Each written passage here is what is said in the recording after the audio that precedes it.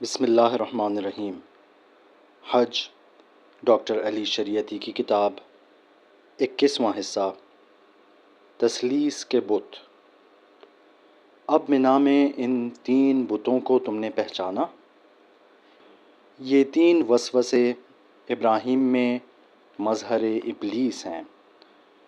کیا آدمی جب اپنے آپ سے جی اٹھا لیتا ہے اور مطلق آزادی کی معراج تک پہنچتا ہے، ہر قید و بند سے چھٹکارا حاصل کرتا ہے اور سر تا پا الہی موجود بن جاتا ہے، اور وجود برائے خود مگر بالغیر کے گویا اعتباری مرحلے سے وجود برائے خدا مگر بخود کے گویا اصالتی ابراہیم مرحلے تک رفعت پاتا ہے تو ان 3 مرحلوں سے اپنے آپ کو گزار لیتا ہے۔ کیا یہ 3 بت اس خط سیر کے 3 منفی مرحلے نہیں ہیں کہ جس کے 3 مثبت مرحلے اس حج اکبر میں عرفات، مشعر اور منا ہیں؟ جمرہ اولیٰ عرفات کی ضد، جمرہ وسطیٰ مشعر کی ضد، جمرہ عقبہ منا کی ضد؟ اب اور سوچنے کی مجھ میں طاقت نہیں ہے، میری سوچ اس سے آگے نہیں بڑھتی، لیکن اس سوال کا جواب ضروری ہے کہ یہ 3 بت ابلیس کے 3 طاقتور اور اصلی عامل ہیں کہ جو ابراہیم بننے کی راہ کے سرے پر انسان کی گھاٹ میں بیٹھے ہیں اور اسے پیغام الہی کے انجام دہی سے روکتے ہیں۔ ان کا اصلی کام کیا ہے؟ حق کے پیام کو مسخ کرنا اور جھٹلانا۔ آدمی کو اس کی سب سے بڑی دلچسپی کی بنیاد پر کہ جو اس کا سب سے زیادہ کمزور نقطہ اور اس کے زوال کی لغزش گاہ ہے، اسے کمال کی سمت جانے سے اور حق کی سونپی ہوئی ذمہ داری سے روکتے ہیں اور مفلوج کرتے ہیں۔ ان کی دوسری نشانی یہ ہے کہ وہ ہمیں اپنی عینی مصادیق تک پہنچانے کے لیے جن سے ان کا علامتی یا اشارتی رابطہ ہے، ہماری مدد کرتے ہیں۔ یہی سبب ہے کہ یہ 3 بت 3 مستقل بت ہیں، ان میں سے ہر ایک کا ایک نام، ایک عنوان اور ایک ٹھکانہ ہے، لیکن یہ تینوں ایک دوسرے کے معاون اور ایک ہی خط سیر میں ہیں، اور تینوں اس انسان کے راستے پر بیٹھے ہیں کہ جو فرض شناس ہے اور آگے بڑھ رہا ہے۔ سب سے اہم بات یہ ہے کہ یہ تینوں 3 مستقل وجود ہونے کے باوجود ایک وجود کے مظہر ہیں، ابلیس۔ ایک ہستی ہے مگر اس کے باوجود 3 ہستیاں ہیں مگر اس کے باوجود ایک۔ تعجب کی بات یہ ہے کہ یہ تثلیث کی علمی اور مروجہ تعریف ہے۔ خدا کی 3 صورتیں، یہودیوں میں 3 اقنوم، 3 قالب جیسا کہ فیلون نے کہا ہے، عیسائیت میں باپ، بیٹا، روح القدس، یونان میں 3 چہرے ایک سر میں، ہندوستان میں وشنو، یہاں بھی 3 چہرے ایک سر میں، ہندوؤں میں منو، 3 حقیقتوں میں سر، ہاتھ اور سینہ، اور دوسری جگہ خدا کا ذریعہ، خدا کا سایہ، خدا کی آیت۔ شرک کیا ہے؟ دنیائی دین وہی کہ جسے تاریخ کے علمی فلسفے میں بہت صحیح طور پر کہا ہے کہ یہ معاشرے کے ڈھانچے کی پیداوار ہے، موجودہ نظام کی نشاندہی کرنے والا ہے، معاشرے کی مادی بنیاد کے ساتھ سازگار تعمیر ہے، اور بالآخر لوگوں کو ان کی خود آگاہی سے غافل کرنے والا ہے۔ یہ سب باتیں درست ہیں اور ان مفاہیم سے درست تر ہیں کہ جنہیں اس کے بارے میں بولنے والوں نے سمجھا ہے، لیکن دین شرک ہے۔ دین توحید شرک کی ضد ہے اور اس کے ساتھ کسی ذاتگاہ، کسی ذات اور کسی صورت کا تصور نہیں آ سکتا۔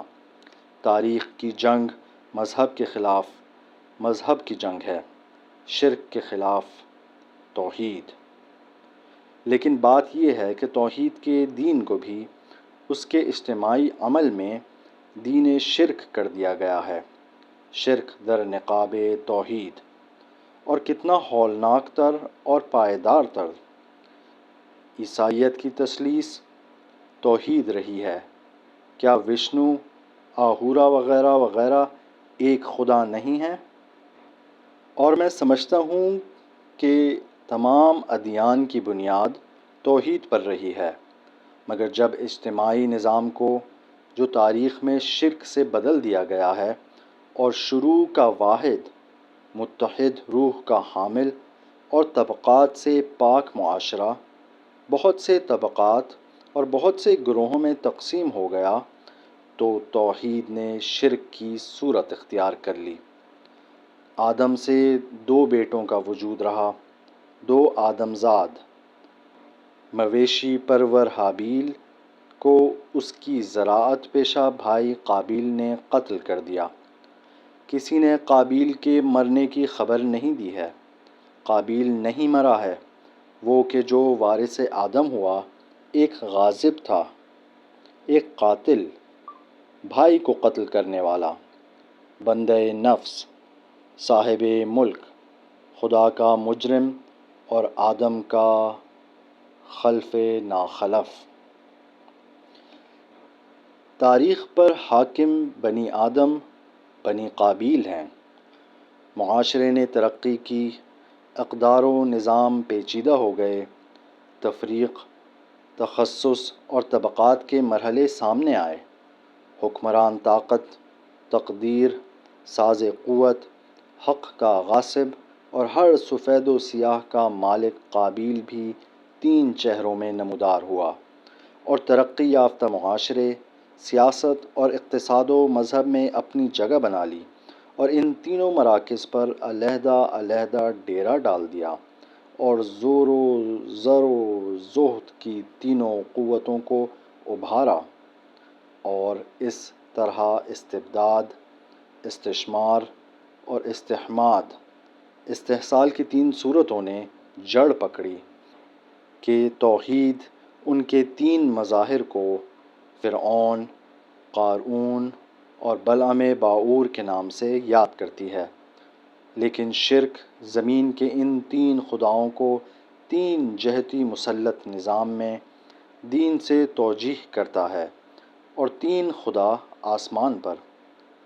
یہ 3 صورتیں تمہیں خدا کی بندگی سے اپنی بندگی کی طرف بلاتی ہیں۔ اے کہ جس نے ابراہیم کا لباس پہنا ہوا ہے، یہ سب تم کو اسماعیل پرستی کی طرف کھینچ رہی ہیں، تاکہ وہ خود تم پر چھائی رہیں، تمہیں مصروف کر دیں، تمہاری جیب کو خالی اور عقل کو معطل کریں، اور تمہیں اندھیرے میں کھینچ لائیں۔ اے وہ کہ جو منا میں آئے ہو، مارو!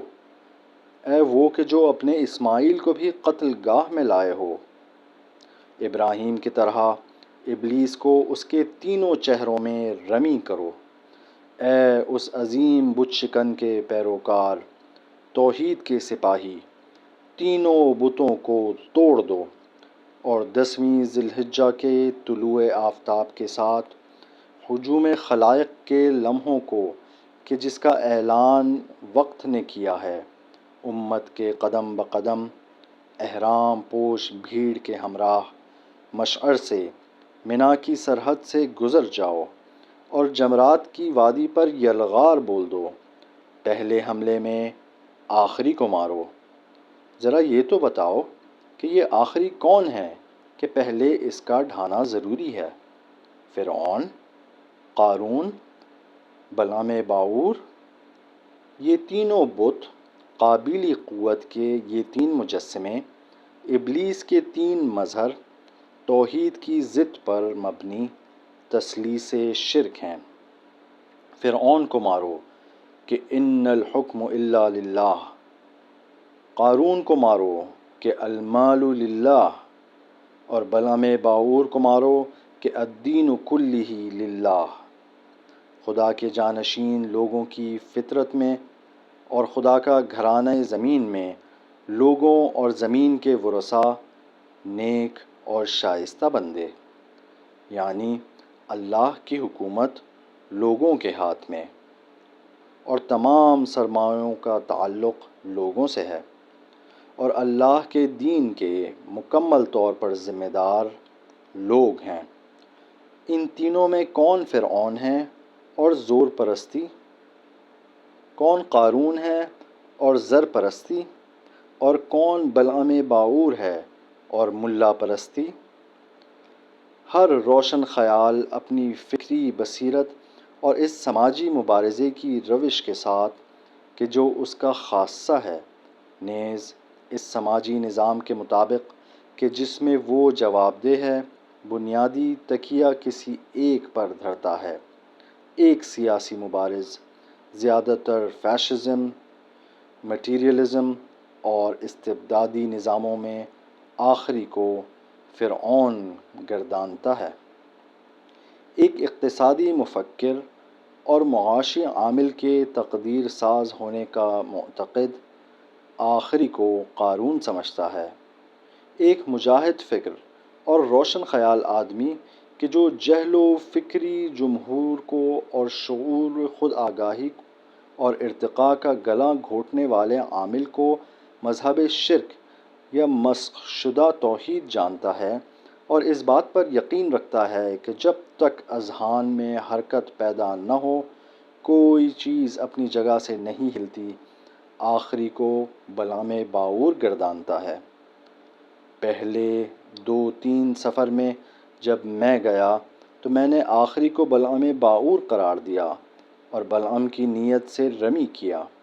میں نے اپنے اس انتخاب کے سلسلے میں خاص طور پر قرآن کو اپنا ہمنوا پایا کہ جس نے زیادہ تر نفاق، شرک اور جہل پر حملہ اور ملا پرستی پر اعتراض کیا ہے اور کہا اتخذوا احبارهم ورهبانهم اربابا من دون اللہ، اور کتنا تیز اور غضبناک آلود لہجہ خاص طور پر ان مذہبی پیشواؤں کے لیے کہ کمثل الحمار يحمل اسفارا، اور دوسرے مقام پر فرمایا کہ خدا کو چھوڑ کر انہوں نے اپنے ملاؤں کو اپنا ارباب بنا لیا ہے۔ یہ بے مصرف ملا اس گدھے کی طرح ہیں جس پر کتابیں لاد دی گئی ہیں، اور منافق ملا اس کتے کی طرح ہے کہ اگر اس پر حملہ کرو تب بھی بھونکتا ہے اور اگر چھوڑ دو تب بھی۔ اور آخری سورے میں جس پر کہ قرآن اختتام پذیر ہوتا ہے، بڑے اعجاز بیان کے ساتھ بڑی خوبصورتی اور ٹھوس انداز میں میرے نظریے کی تائید ہوتی ہے۔ سورہ جناب رسالت مآب سے مخاطب ہے، اس منزل پر کہ جہاں قرآن ختم ہوتا ہے، اس شخصیت سے کہ جو رسالت الہی کی عظیم ترین منزل پر ہے اور بشر کی نجات اس کی آگاہی اور رہبری کا ذمہ دار ہے، کہتا ہے کہ تم ایک شر سے محفوظ نہیں ہو، اللہ سے اس کے لیے پناہ مانگو۔ وہاں جہاں خدا کا نام آتا ہے 3 صفات میں اس کو پہچنواتا ہے، قل اعوذ برب الناس، ملک الناس، الہ الناس۔ ان 3 قوتوں کی نفی کہ جن کو ان 3 بتوں نے اپنے سے مخصوص کر لیا ہے، اور اس بات کا اثبات ذات الہی کے لیے توحید۔ یہاں بھی ہم دیکھتے ہیں کہ الہی اور روحانی قوت آخر میں آئی ہے۔ اب دیکھنا یہ ہے کہ جناب رسالت مآب جیسی شخصیت کا لوگوں کے ولی نعمت، لوگوں کے مالک اور لوگوں کے خدا، مالکیت، ملوکیت، روحانیت سے پناہ مانگنا کس شخص کے شر سے ہے؟ خناس کے شر سے۔ خناس کون ہے؟ قرآن خود واضح طور پر بتاتا ہے، من شر الوسواس الخناس الذي يوسوس في صدور الناس۔ ہم دیکھتے ہیں کہ یہاں اس قوت کی بات ہو رہی ہے کہ جو لوگوں کے سینوں میں ان کے اندیشے و احساس و عقیدے میں وسوسے ڈالتا ہے۔ اور منا میں بھی اس ابلیس کی گفتگو ہے کہ جس نے ابراہیم کے سینے میں وسوسہ ڈالا۔ بس آخری میں یہی وسوسہ اگر خناس ہے، عالم نما دین فروش، دانش مند علم فروش اور روشن خیال خائن، اور قرآن تاریخ بشر میں ظلم، ضلالت اور تفرقے کے پہلے عامل کو کہ جس نے ابتدا کے بے اونچ و نیچ اور بے تضاد والے معاشرے کو اختلاف و امتیاز میں مبتلا کیا، ان لوگوں سے جانتا ہے کہ جو اپنے آپ کو دین اور علوم دینی کا ذمہ دار سمجھتے ہیں اور احکام شرع و دین کو پھیلانے والے ہیں، اور جو اختلافات کو دور کرنے اور حق کی حکومت کے استقرار کے لیے آئے تھے، یہی لوگ کہ جنہوں نے دین کی ذمہ داری سنبھالی ہوئی تھی، اختلافات، تفریقات اور تضادات کا باعث بنے، وہ بھی دینی تعصبات اور فکری اختلافات کی بنیاد پر نہیں، اور نہ ہی ناخود آگاہ طور پر، بلکہ جانتے بوجھتے ہوئے، اس لیے کہ انہیں ظلم و حسد اور سرکشی مطلوب تھی۔ کان الناس امۃ واحدہ، لوگ سب ایک گروہ تھے، ایک یکساں نوعیت کے، بے طبقے اور بے تضاد و بے تفرقہ معاشرہ۔ فبعث اللہ النبیین مبشرین ومنذرین، اور پھر خداوند عالم نے پیغمبروں کو بشارت دینے والا اور ڈرانے والا خلق کیا، اور ان کے ساتھ برحق کتاب کو اتارا تاکہ یہ کتاب ان کے درمیان موجودہ اختلافات کا فیصلہ کرے۔ مگر وہی لوگ کہ جن کے پاس حق کی کتاب آئی، بعد ازیں کے حق و باطل کی واضح نشانیاں انہیں ملیں، انہوں نے اپنے درمیان حق تلفی اور ستم گردی کو روب عمل لانے کے لیے اس میں اختلاف کیا۔ لیکن یہ حج اس سے کہیں زیادہ عمیق اور اس سے کہیں زیادہ شاداب ہے کہ جو مکمل طور پر مجھ جیسے شخص کی عقل میں سمائے۔ ہر بار جب میں جاتا تھا تو یہی سمجھتا تھا کہ میں نے مکمل طور پر اسے سمجھ لیا ہے، اور اگلا سفر بجز تکرار کے اور کچھ نہیں ہوگا۔ لیکن دوسرے سفر میں مجھے حیرت ہوتی تھی کہ پچھلے سفر میں میں نے حج کے بارے میں کیا جانا تھا، اور تم، اے میری تحریر کو پڑھنے سننے والے، یہ سمجھ رہے ہوگے کہ میں نے حج کے بارے میں جو کچھ کہا ہے وہ حج کے پورے مفہوم کو پیش کرتا ہے، یا وہ سب باتیں جو میں نے کہی ہیں وہی حج کا مفہوم ہے؟ نہیں، جس بات کا دعویٰ میں خود کرتا ہوں وہ یہ ہے کہ یہ سب باتیں وہ ہیں جنہیں میں نے حج سے اخذ کیا ہے، اور تم کوشش کرو کہ اسے کسی اور طرح سے سمجھو کہ یہ مناسک عملیہ کا رسالہ نہیں ہے، رسالہ فکریہ ہے۔ یہ سب کا سب ایک عام ذہن کی تاب و تواں ہے کہ جس نے یہ کوشش کی ہے کہ اپنی استعداد کے مطابق اس معجزہ آسا اشاریاتی تمثیل کو کہ جس میں ہدایت کار، عالم کا ہدایت کار حل کرے اور سمندر کو کوزے میں سموئے۔ یہی وجہ ہے کہ جب بھی میں اس سفر پر گیا، میں نے اپنے گزشتہ کے تأثرات کی تصحیح کی، اپنی پچھلی تفسیر کو مکمل کیا اور نئے نئے راز پائے، اور اس بات پر بہت سے نکتوں کا اضافہ کیا، اور وہ کشف شہودات کہ جو گزشتہ سفر میں میرے لیے سب کچھ تھا، بعد کے سفر میں کچھ نہ رہا۔ آخری سفر میں میں نے سوچا کہ آخر میں کیوں ان چیزوں کو معین کروں کہ جن کو خود حج کا عمل کروانے والے نے معین نہیں کیا ہے۔ اگر تعین ہونا ضروری تھا تو تعین ہو جاتا۔ کیا یہ بات کہ اس نے ان تینوں کا تعین نہیں کیا ہے خود ایک طرح کا تعین نہیں؟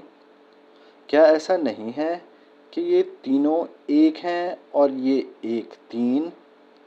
پس ان تین بتوں کی شخصیتیں ان تین بعدوں کی تفکیک کو ذہن میں لاتے ہیں، اور یہی وجہ ہے کہ وہ ان کا تعین نہیں کرتا، یہ بتانے کے لیے کہ ہر بت میں دو اور بت چھپے ہوئے ہیں، اور ہر رمی میں ان دو اور بتوں کی رمی کی بھی نیت کرو۔ اور پھر یہ آدمیوں کے قالبی ذہن میں، فلسفیوں اور عالموں کے ذہن کہ جو ایک طرح کے قالب اور ایک طرح کے قاعدے تراشتے ہیں، اور اس کا نام عمرانیت، فلسفہ، تاریخ اور نفسیات رکھتے ہیں۔ حج کا خالق جانتا ہے کہ تہذیب و تمدن اور مدنیت کے ہر دور میں، ہر تاریخی مرحلے میں، ہر معاشرتی نظام میں، ہر پیداواری ڈھانچے، طبقاتی بافت، فکری عمارت اور اجتماعی روابط میں ان تینوں قوتوں میں سے کوئی ایک تقدیر ساز ہے، اور ان دوسرے دو کی محافظ، جس کے نتیجے میں ان کی نفی عامل نجات، باعث کامیابی اور بقرہ عید ہے۔ اور اس بنا پر اسی کو چاہیے کہ منا میں جمرہ عقبہ کی حیثیت دی جائے، اور پہلے حملے میں اس کو جمرات کی برستی گولیوں کی زد پر لایا جائے۔ یہی وجہ ہے کہ وہ رمی کرنے والا کہ جو ایک سرمایہ دار ترقی یافتہ ملک سے، یا وہ جو قرون وسطیٰ کے ایک پسماندہ مذہبی معاشرے سے، یا وہ کہ جو فوشی اور شہنشاہی نظام سے آتا ہے، رمی جمرات کے اندر ان کی نیتوں میں فرق ہوتا ہے، اگرچہ کہ تینوں ایک ہیں، اور اس کی آخری نے پہلے اور دوسرے کو سنبھال رکھا ہے۔ اور یہی سوچنے کا مقام ہے اس کے لیے کہ فرعون لوٹ مار کو قارون کے لیے قانونی بناتا ہے، اور بلعم شرعی اور قارون بلعم کے امور کو دولت سے چلاتا ہے، اور فرعون طاقت سے تحفظ دیتا ہے۔ بلعم فرعون کی قوت کے پائے کو آسمان کے خداؤں کے دوش پر دھرتا ہے، اور قارون زمین کے خداؤں کے دوش پر۔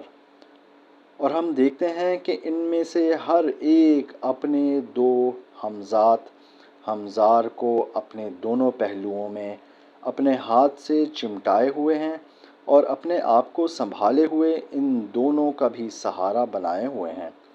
اور تم زمین کے جس حصے سے بھی آئے ہو، ہر دور اور ہر زمانے میں، ہر اس نیت سے کہ جس کا تقاضا قوم میں تمہاری ابراہیمی ذمہ داری کرتی ہے، آخری کو تینوں کی نیت سے مارو، اس لیے کہ جب تم نے ابلیس کو اس کے آخری فریب میں ٹھکرا دیا تو اس کے باقی فریب از خود ختم ہو گئے، کیونکہ آدمی ہمیشہ آخری فریب سے مار کھاتا ہے۔ آخری کو مارا، رو در رو اس کے سر پر لگا 7 بار، 7 مرتبہ لگا۔ 7 آسمان اور 7 سیاروں کی تعداد میں، ہفتے کے تمام دنوں کے مطابق، یعنی کہ جہاد ہم آہنگ زمان، ہمانند جہان، یعنی وہ جنگ کہ جس کا آغاز خلقت سے ہوا ہے، جو فطرت کا ہم ساز ہے۔ میں کیا کہہ رہا ہوں؟ یعنی بے شمار، یعنی ہمیشہ، جس میں وقفہ نہیں، جس میں گذشت نہیں، جس میں صلح و صفائی نہیں، جس میں جنگ بندی نہیں، یعنی پرامن بقائے باہمی بتوں کے ساتھ ہرگز نہیں، یعنی تمہاری ساری عمر منا میں ہے اور سارا وقت رمی میں۔ 7 کثرت کا عدد ہے۔ آخری گر گیا، اے ابراہیم، ابلیس نے تمہاری مصمم اور مسلسل سنگساری کے نتیجے میں گھٹنے ٹیک دیے اور مفلوج ہو گیا، اور تم، اے انسان، اے زمین پر خدا کے جانشین، تم نے بھی خدا کی طرح ابلیس کو رحم کیا اور اسے بھگا دیا۔ اس واحد فرشتے کو کہ جس نے تمہارے آگے جھکنے میں نافرمانی کی، تم نے اپنی ابراہیمی قوت سے اسے اپنے آگے گرا دیا اور آزاد ہو گئے، ابراہیم ہو گئے۔ اے بازیچے ابلیس، اے بت کے پجاری، اب تم تمام فرشتوں کے مسجود ہو، اب تم مقام ابراہیم پر پہنچے ہو، پیام کو سن رہے ہو، حکم کو تشخیص دے رہے ہو، جنگ کے آخری محاذ سے کامیاب لوٹ رہے ہو۔ تم نے آخری بت کو توڑ دیا اور اب اپنے اسماعیل کو راہ عشق میں ذبح کرنے کے مقام پر پہنچے ہو۔ حق پرستی میں تم اپنے اسماعیل کو بھی ذبح کر سکتے ہو۔ جمرہ عقبہ کی رمی سے واپس لوٹ رہے ہو، فاتح بن کر، دل میں عشق کی جوت جگائے، حق کے آزاد بندے بن کر۔ اب تمہارا ارادہ ذبح کا ہے۔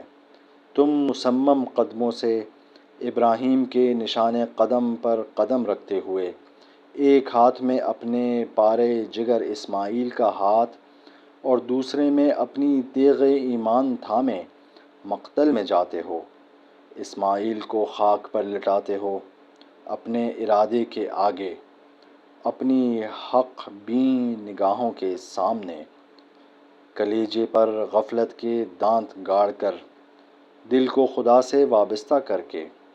اے سر تا پا مجسمہ حق، اے منا میں آنے والے، تیغ کو اسماعیل کے حلقوم پر دھرو اور دمبے کے گلے پر چھری پھیرو، اس لیے کہ ابراہیم کا خدا خون کا پیاسا نہیں، تمہارے اسماعیل کی اسے ضرورت نہیں، خدا خود تمہارے اسماعیل کا فدیہ ادا کرتا ہے۔ یہ سب کچھ اس لیے تھا کہ وہ تمہیں اس منزل تک لے آئے، اپنے تاریک گھٹے گھر سے، اے ابلیس کے 3 سایوں کے قتیل، منا کے سرخ مقتل تک، اے بت شکن توحید۔ اور اب تم، اے کہ جس نے راہ خدا میں اسماعیل کے گلے پر چھری رکھ دی، منا میں آئے ہو تاکہ اسماعیل کو ذبح کرو، لیکن ابھی تمہارے ہاتھ ابلیس کے خون سے رنگے ہوئے ہیں، اور تمہارا اسماعیل پرعزم اور پر افتخار تمہارے پاس کھڑا ہے۔ تم اسماعیل کے ذبح میں ابلیس کی رمی کو پہنچتے ہو۔ ابلیس کے گھٹنے جھکانے پر وہی شخص قادر ہے کہ جو پہلے اپنے اسماعیل کی قید سے آزاد ہو جائے، لیکن یہاں بات الٹی ہے۔ جب تک اسماعیل کا خوف تمہارے اندر ہے، ابلیس عقبہ میں قائم ہے۔ عجیب بات ہے، اس کوہستان میں کیسی کیسی باتیں آدمی کو سمجھائی جاتی ہیں۔ اب تم ابراہیم ہو گئے ہو، تم نے ابلیس کو زمین بوس کر دیا، اپنے اسماعیل کو مقتل سے واپس لے چلو۔ جس چیز کو تمہیں ذبح کرنا تھا وہ اسماعیل نہیں تھے، اسماعیل کی وابستگی تھی، ابلیس کا ذیغ تمسک تھا۔ اسماعیل خود محبوب خدا ہیں، عطیہ خدا ہیں، اس کو خدا نے خود تمہیں بخشا، اور اب وہی خدا ہے کہ جس نے تمہیں اس کا فدیہ دیا۔ اسماعیل کو مقتل سے واپس لے آؤ، تم دونوں ایک دوسرے کے ساتھ منا کے محاذ سے لوٹ آؤ، وعدہ گاہ خدا سے، ابراہیمی پیغام توحید کو سنبھالے خلق خدا کی طرف لوٹ آؤ، تاکہ حرام سرزمین، حرام زمانے، حرام معاشرے، حریم پاک الہی، لوگوں کے لیے آزادی کے گھر اور آزادی، برابری، عشق اور امنیت کی پناہ گاہ کی بنیاد رکھو۔